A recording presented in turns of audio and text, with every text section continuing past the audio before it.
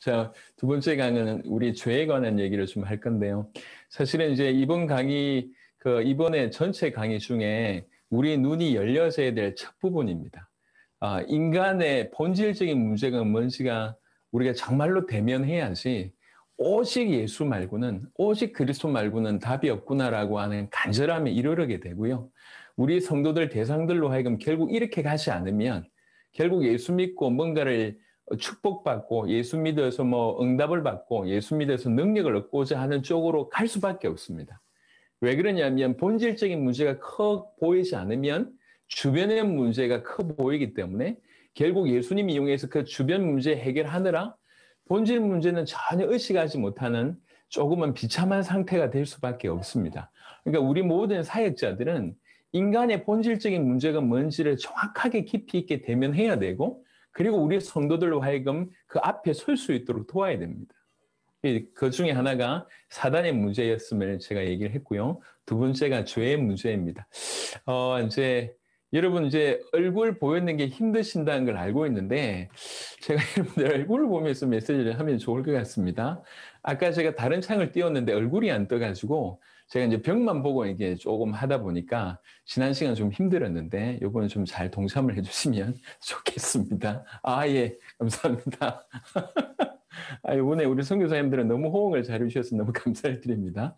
예, 계속 말씀을 좀 전하도록 하겠습니다.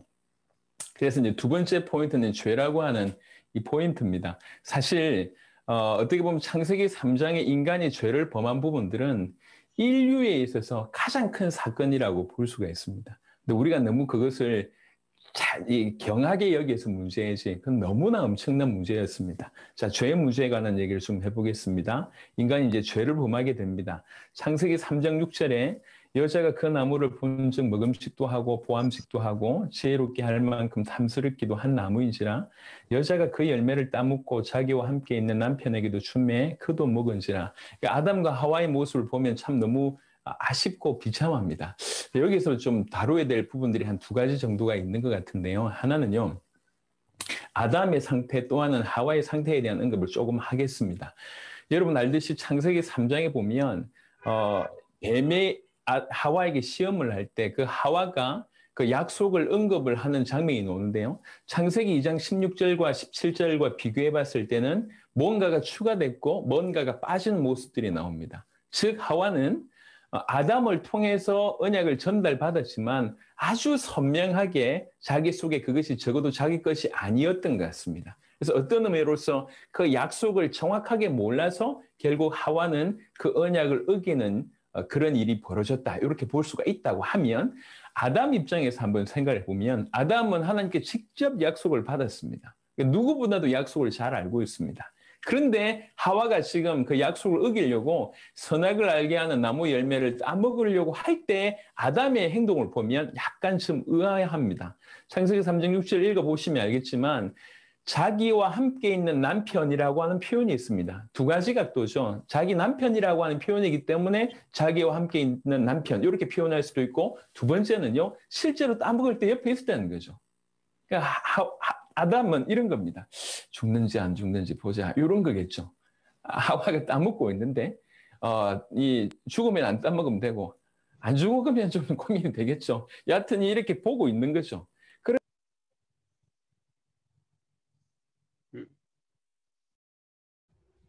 목사님 소리가 안 들립니다. 컴퓨터가 약간 좀 문제가 있는 것 같습니다. 만지지도 않았는데 안 들리고 합니다. 예, 사단이 방해가 있는 것 같습니다. 이해를 좀 부탁드립니다. 여튼 다시 아담의 어떤 얘기를 좀 들어가 보면 아담이 드디어 알고 있는 전해받은 약속과 벌어지는 현상이 충돌되는 일이 벌어집니다. 사실 우리에게 이런 일이 자주 벌어지지 않습니까? 말씀은 이런 건데 현상이 이래요. 그러니까 지금 이 말씀대로 하면 따먹으면 죽어야 되는데 보니까 안 죽는 것처럼 보이는 거죠. 사실 이미 죽었고 죽어가고 있는데 아담 눈으로 볼 때는 안 죽는 것처럼 보이는 겁니다. 현상이. 그러니까 약속이냐 현상이냐 이 둘 중에 충돌이 될 때에 사실은 아담은 약속을 선택하지 않고 현상을 선택하게 됩니다.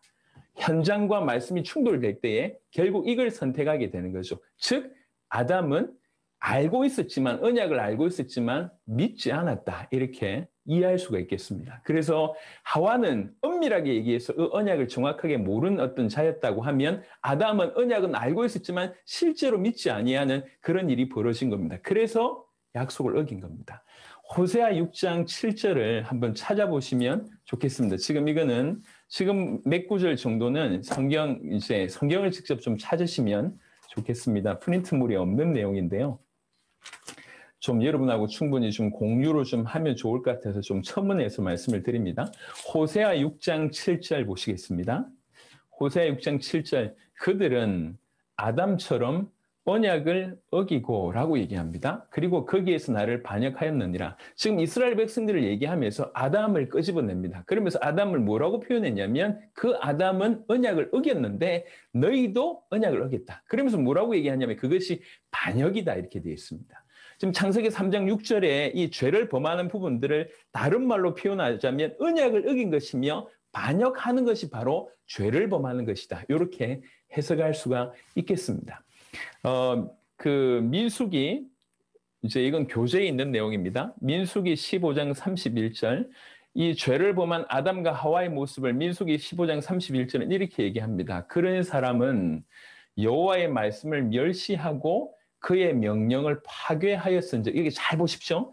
여호와의 말씀을 멸시하고 그의 명령을 파괴하였은즉, 이것이 사실은 이스라엘 민족들에게 있는 얘기지만 사실은 아담과 하와에 대한 얘기입니다.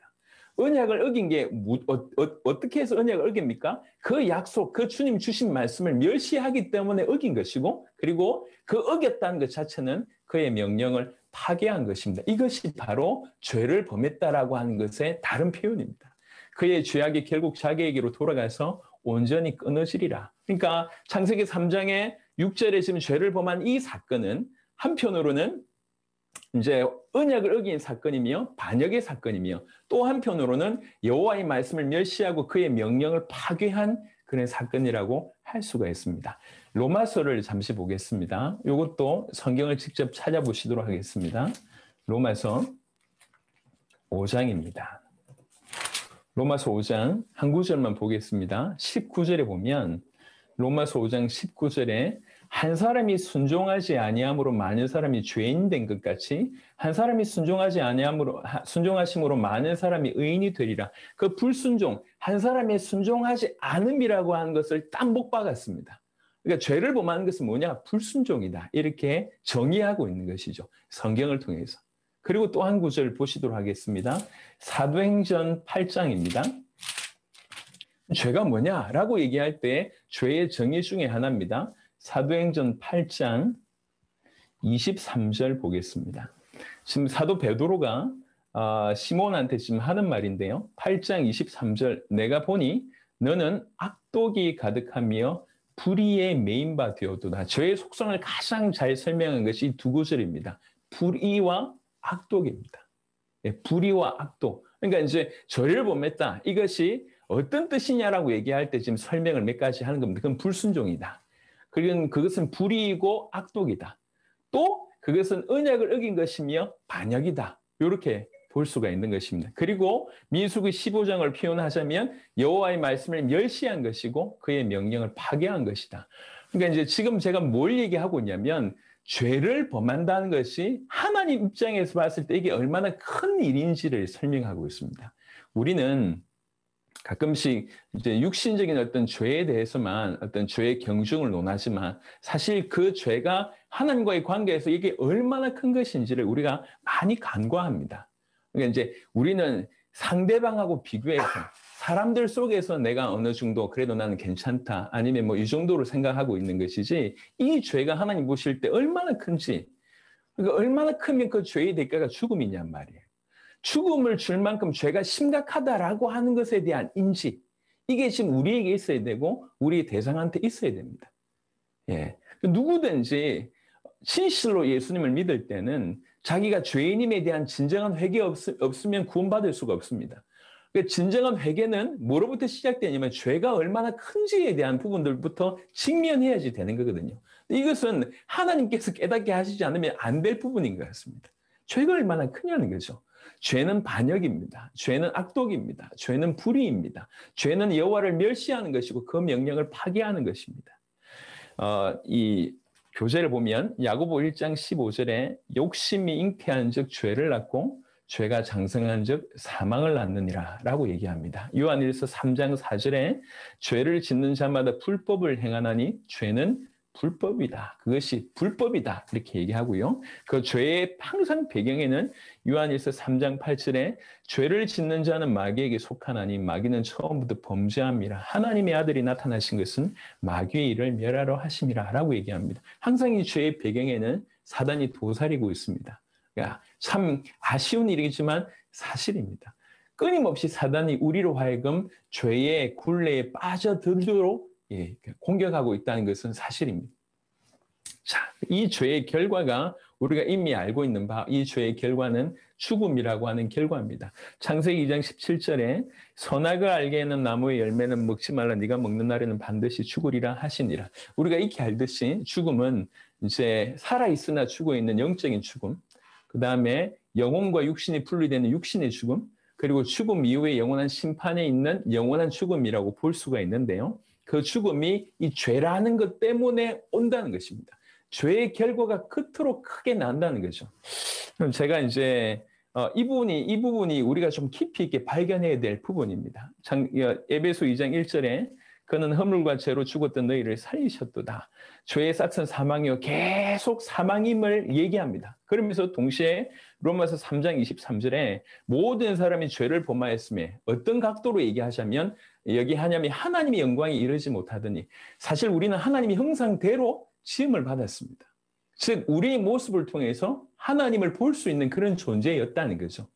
근데 우리가 하나님을 떠남으로 더 이상 우리를 통해서 하나님의 영광을 볼 수 없는 하나님의 영광에 이르지 못하는 데까지 추락하게 됩니다. 이게 인간이 그 죄의 결과로 온 거죠. 우리가 생각하는 것보다 죄라고 하는 것이 얼마나 크냐는 겁니다. 이제 그 가을 이제 겨울철 되면 이제 이렇게 빼짝빼짝 나무들이 마르잖아요. 겨울에 불이 많이 납니다. 우리 어릴 때 혹시 불장난 해보신 분들은 계신지 모르겠지만 불장난 하다가 산을 태우는 그런 경우가 있지 않습니까? 아이들이 그걸 알겠냔 말이에요. 그냥 이렇게 뭐 성냥해가지고 했는데 이 결과가 생각보다 너무 커요. 제가 어릴 때 제 남동생하고 장난을 치다가 안 해야 되는데 돌을 이제 좀 던진 거죠. 이렇게 돌을 던졌는데 우리 동생이 운동신경이 있어요. 피했습니다. 던졌는데 뭘 깼냐면 통유리 있지 않습니까? 통유리. 제가 초등학교 들어가기 전인가 그랬던 것 같아요. 통유리가 딱 깨지는 순간에 제가 느꼈습니다. 나는 죽었다. 나는 죽었다. 저 주인한테 죽든지 아버지한테 죽었다. 둘 중에 하나 나는 죽었다. 깨지는 순간. 사실 뭐 돌 던지는 행위가 어린 아이들도 할 수 있는 행위지 않습니까? 하지만 이 결과치가 너무 큰 거예요. 그 아이가 절대로 손댈 수 없는, 해결할 수 없는 결과치로 나온 거지 않습니까? 여러분, 우리가 죄라는 것을 얼마나 깊이 다뤄야 되냐면 죄가 얼마나 심각한 결과를 낳는지를 보면 이 죄의 심각성을 깨닫게 됩니다. 죄는 우리로 하여금 영원한 죽음 가운데 절대로 하나님의 영광에 이룰 수 없는 존재로까지 우리를 끌고 갑니다. 제 얘기를 좀 해보겠습니다. 간증도 아니고요. 제 얘기를 좀 허심탄회하게 좀 나눠보고 싶은데 저는 모태로부터 교회를 다녔고요. 그나마 생긴 게하고 조금 다르게 착하게 살았습니다. 예, 할렐루야. 좀 착하게 살았고요. 주변에서 볼 때 좀 모범적이라고 했어요. 제가. 그래서 근데 이제 어떤 게 부딪히기 시작을 하냐면 저보고 죄인이다 그러고 그렇게 얘기하면 저 오케이. 예, 나 죄인이에요. 왜 그러냐면 내가 죄 지은 거 보니까 뭐 어릴 때 뭐 물건 뭐 이렇게 연필도 훔쳐보고 뭐 이런 것 경험 있지 않습니까? 그런 걸로 봤을 때 제가 죄 지은 건 사실이니까 죄인이냐 물어보면 저는 죄인이라고 오케이를 할 것 같아요. 근데 성경을 조금 자세하게 보니까 저한테 내려지는 형벌이 어떤 형벌이냐면 지옥이라고 하는 형벌에 영원한 형벌이 주어진다는 거죠. 제가 영원히 지옥 갈 놈이라고 성경은 얘기를 하는 겁니다. 저는 이게 안 맞아요. 예를 들면 재판장에 갔는데 제 형량을 제가 생각할 때 한 1년이면 될 것 같은데 1000년, 만년을 때리는 거죠. 저는 이 불복인 거예요. 왜 그렇습니까, 주님? 제가 그동안 지었던 죄들 싹 모아가지고 한 1년 깜빵에 들어오면 해결될 것 같은데, 제가 볼 때 그만큼 제가 좀 모범적으로 살았고, 그다음에 별로 다른 애들하고 비교해 볼 때도 내가 이제 죄라고 하는 것으로 테스트할 때는 굉장히 상위에 제가 별로 죄지은 거 없는 것 같은데, 나는 한 1년이면 될 줄 알고 재판장에 앉아 있었는데, 너 영원이야, 형벌이. 그리고 너 지옥이란 곳이야. 이렇게 얘기하니까 이게 상충이 되는 겁니다. 그냥 너 죄인이야 라고 얘기할 때는 저는 오케이. 근데 너는 영원히 지옥 갈 죄인이야 라고 얘기할 때 제가 이게 인정이 안 되는 거예요. 여러분 어떤지 모르겠지만 제가 이게 인정이 안 됐어요. 근데 하나님의 부르심이 있어서 이제 목회를 해야 되겠다고 생각했을 때 제가 제일 먼저 드는 생각은 이것을 풀어야 되겠다.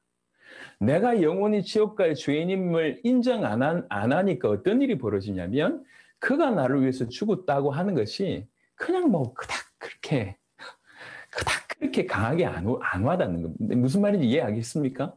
왜 이제 이렇게 예수님의 비유 중에도 많이 은혜 받은 자와 적게 은혜 받은 자, 많이 탕감받은 자, 적게 탕감받은 자, 그 비유 있지 않습니까? 그 비유처럼 예수님이 나를 위해서 죽었다라고 얘기할 때 왜 그러냐, 너 어째도 한 1년 살 거 굳이 안 오셔도 되는데 오셔서 죽었다 하니 뭐 감사하지 이 정도인데, 저보고 영원히 지옥 갈 놈이라고 하는 부분이 제가 인정이 안 되고 소위 반발이 되니까, 그가 나를 위해서 죽으셨다고 하는 것이 좋은 소식이지만 내 온 인생을 드릴 만한 소식은 아니었어요. 적어도 저한테는 양심적으로. 그게 계속 걸리는 겁니다. 계속 걸렸어요. 그래서 이거 해결해야 되겠다.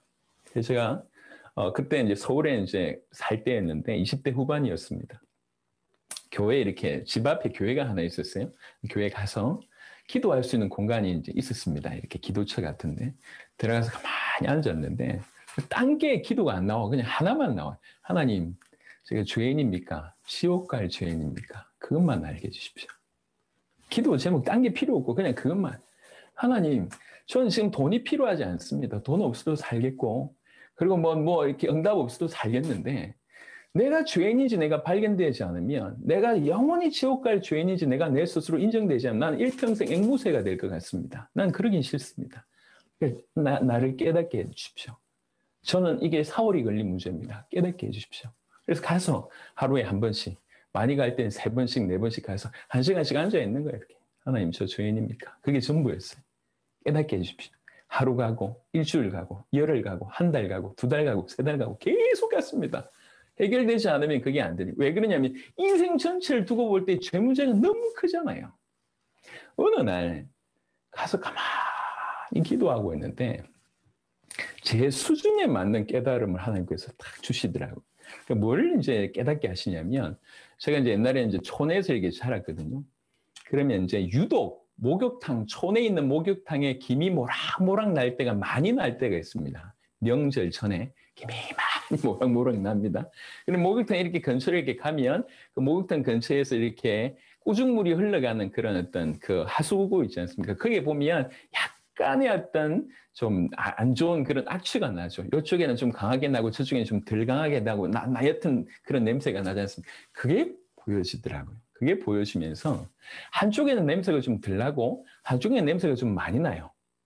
저는 뭐 어떤 상황이냐면, 아니 전 냄새 좀 덜 나는데요. 저는 이러고 있다는 게 보여졌어요.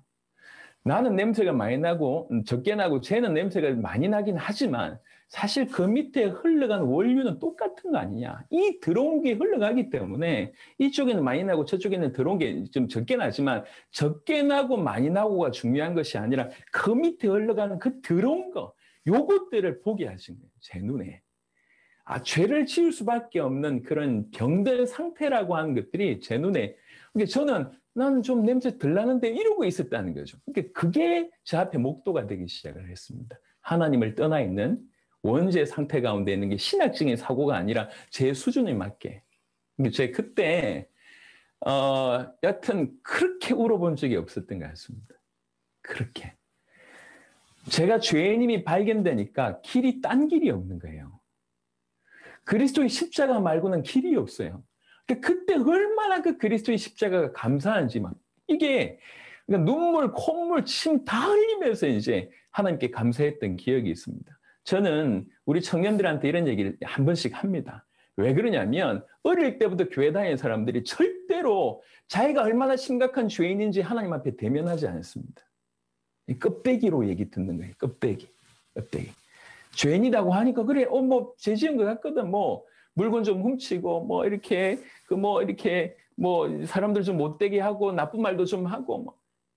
삶을 살다 보니까 흠 없는 사람이 없으니까 흠 있다고 얘기하니까 오케이 하는 거예요. 하지만 네가 지옥 갈 죄인이야라고 할 때는 그것이 사실은 성경이 말하니까, 목사님들이 말하니까 고개 끄덕거리지 본인이 그렇게 인정이 안 되는 겁니다. 본인이 그렇게 인정 안 되는 사람들은 뭐가 없냐면 주님이 나를 위해서 죽으셨다고 할 때의 진정한 감사가 없습니다.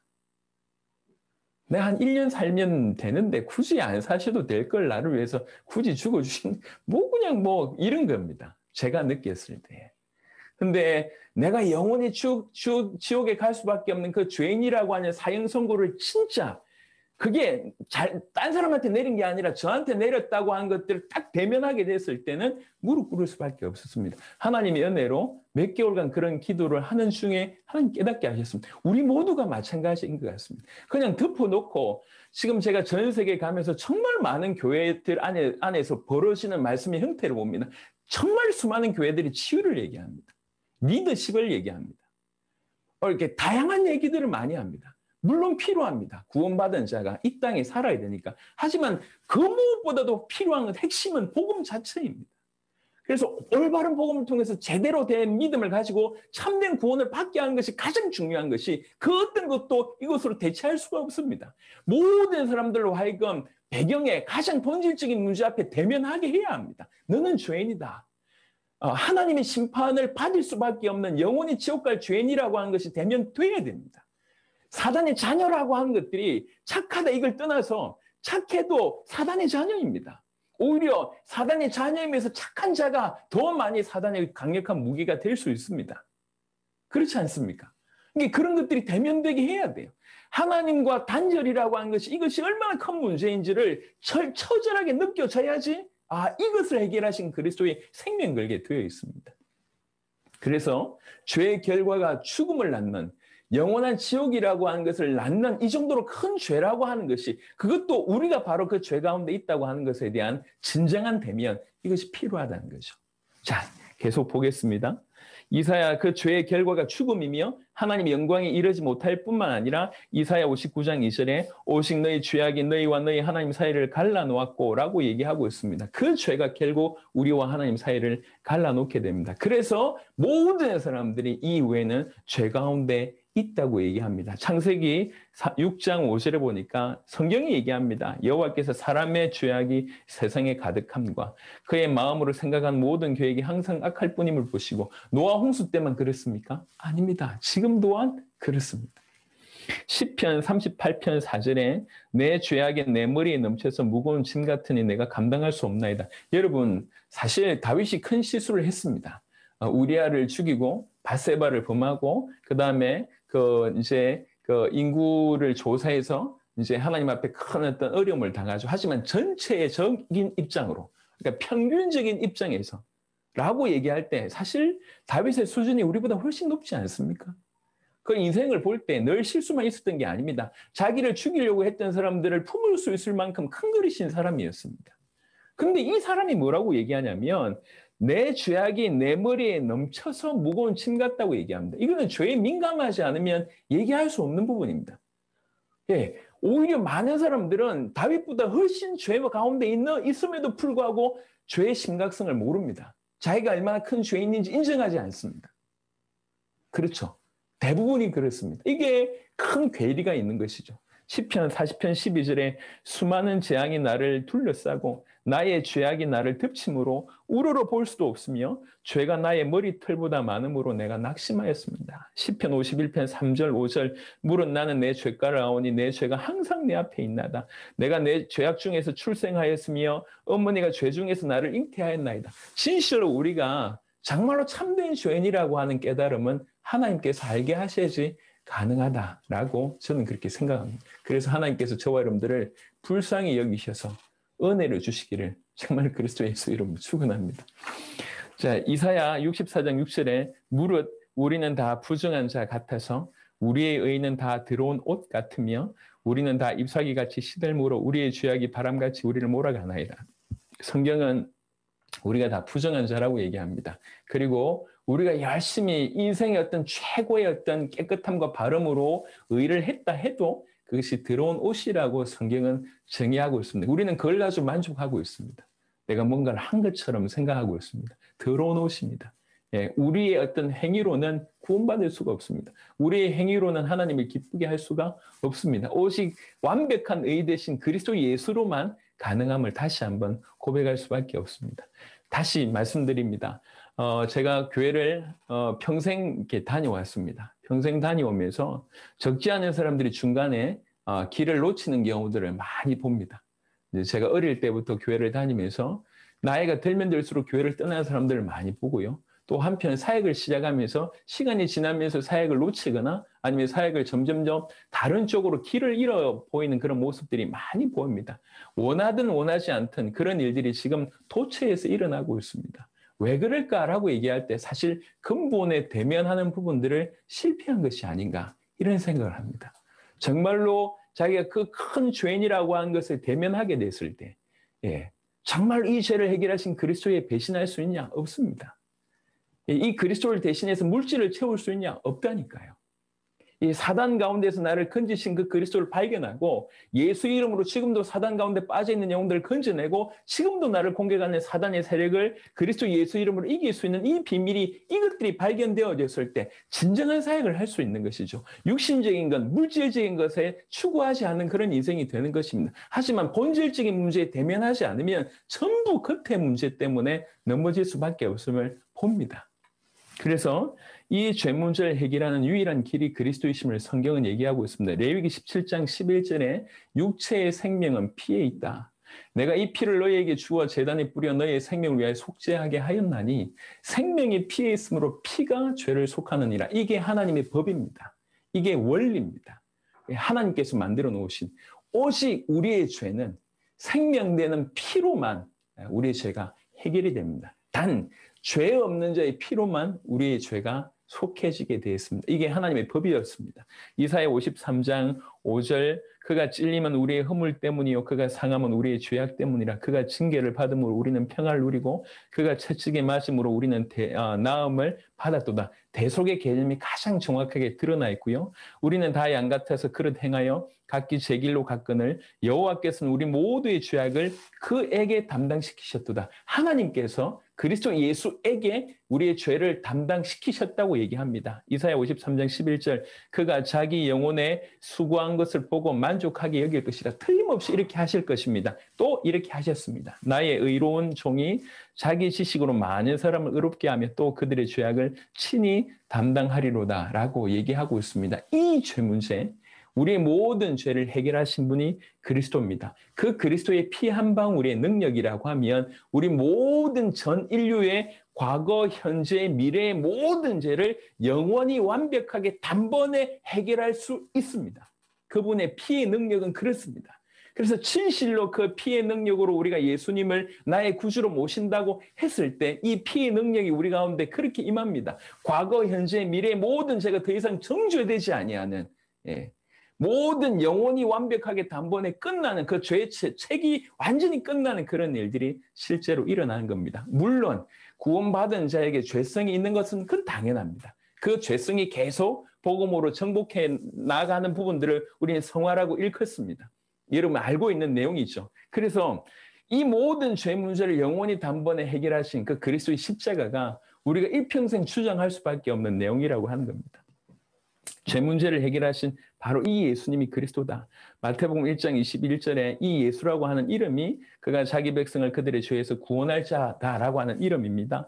요한복음 1장 29절에는 세상 죄를 지고 가는 하나님의 어린 양이라고 얘기했고요. 고린도후서 5장 21절은 좀 주목해야 될 구절입니다. 하나님이 죄를 알지도 못하신 이를 우리를 대신하여 죄로 삼으신 것은 죄 자체가 되셨다는 거죠. 죄를 짊어지셨다고 하는 것도 맞지만 심지어는 죄 자체가 되셔서 십자가에서 모든 진노를 하나님의 진노를 그분의 육체에 다 쏟아 부으신 겁니다. 죄 자체가 되셔서 우리의 죄를 해결해 주셨습니다. 그러니까 그분의 그 십자가상에서 죄 자체가 되셔서 우리의 진노를 대신 받으셨기 때문에 그 공로가 우리에게 전가가 됩니다. 그 의가 우리한테 전가가 됩니다. 사실 이게 진실로 죄를 대면하고 정말 그리스도의 십자가의 피로 말미암아 이것이 해결되어졌다라고 하는 것이 가슴팍에 정말로 제대로 깊이 새겨지게 된다고 하면 그 사람은 딴 길로 갈 수가 없습니다. 이런 자가 되게 해야 됩니다. 예수 믿으면 영적인 문제가 해결되고 정신의 문제가 해결되고 육신의 문제가 해결되고 가정의 문제가 해결되고 뭐 해결되고 이건 옳은 메시지가 아닙니다. 예, 그건 옳지 않습니다. 예수님께서 십자가와 부활로 우리 모든 인생의 문제를 해결하셨다고 믿으실 때 그게 그 상황에서 모든 것이 끝난 겁니다. 그렇게 믿어지는 사람은 더 이상 자기를 위해서 살지 않습니다. 다음 주에 이 얘기를 좀 자세히 말씀드리겠습니다. 그러니까 십자가와 부활, 이 복음의 능력이 어떤 의미인지 정확하게 깨닫게 되면 우리가 지금 구구절절 구하는 그 모든 것들이 너무나 어리석은 수준이었음을 깨닫게 됩니다. 우리는 우리와 우리 모든 성도들로 하여금 죄 앞에 대면하게 해야 합니다. 우리가 얼마나 큰 죄인인지. 그래서 저처럼 교회 안에서 자라서 아주 모범적으로 자란 분들, 또 우리 선교사님들 중에도 그런 분들이 많이 있으리라 생각을 하는데요. 극적인 어떤 그런 변화가 없다고 하면 이제 그런 분들, 우리 그런 교회 안에 그런 성도들도 꽤 다 할 수 있으리라고 저는 생각을 합니다. 이분들이 하나님 앞에 정말 대면해야 돼요. 그래야지 복음이 생명으로 전달이 됩니다. 저는 지금까지 메시지를 처음에는 교회 사역을 하면서 메시지를 준비할 때에 정말 여러 자료 참고하는 그거 있잖아요. 그래서 메시지 한 편에 예화 몇 편 들어가야 되고 3번 웃겨줘야 되고 이런 것들 있잖아요. 그래서 메시지 막 준비해가지고 뭐 이렇게 다 짜집게 해가 그렇게 메시지를 했습니다. 저도 힘들고요. 성도들도 힘들어요. 알아요. 저게 그냥 말인지. 성도들이 알아요. 그러니까 성도들이 지금 어떤 상태면 뭘 전해야 될지가 깨달아지니까 일주일 내도록 그걸 위해서 기도하게 돼요. 그냥 성경을 통해서 그 부분들이 그냥 부딪히면 그걸 들고 저는 서는 겁니다. 예.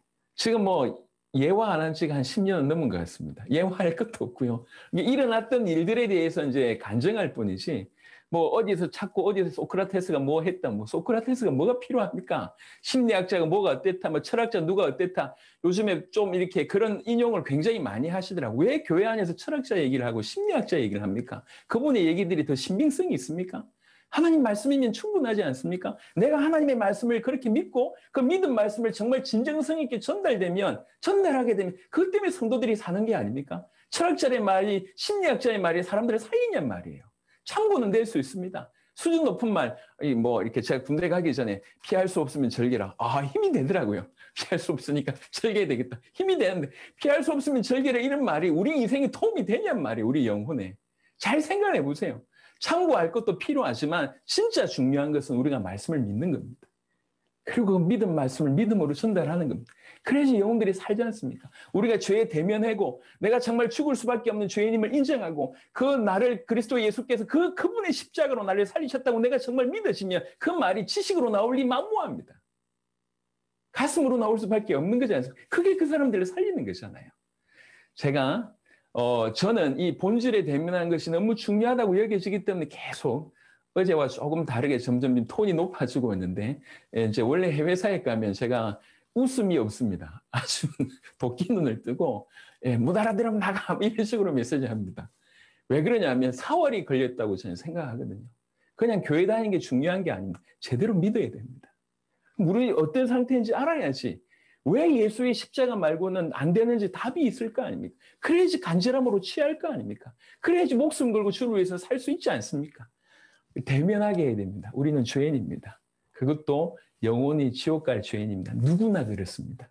그것들이 정말 자기 있게 내가 그렇구나라고 깨달을 수 있도록 대면하는 그 작업이 저는 반드시 필요하다고 생각을 합니다. 그리고 그 죄의 문제를 해결하는 길은 그 어떤 다른 방법도 없습니다.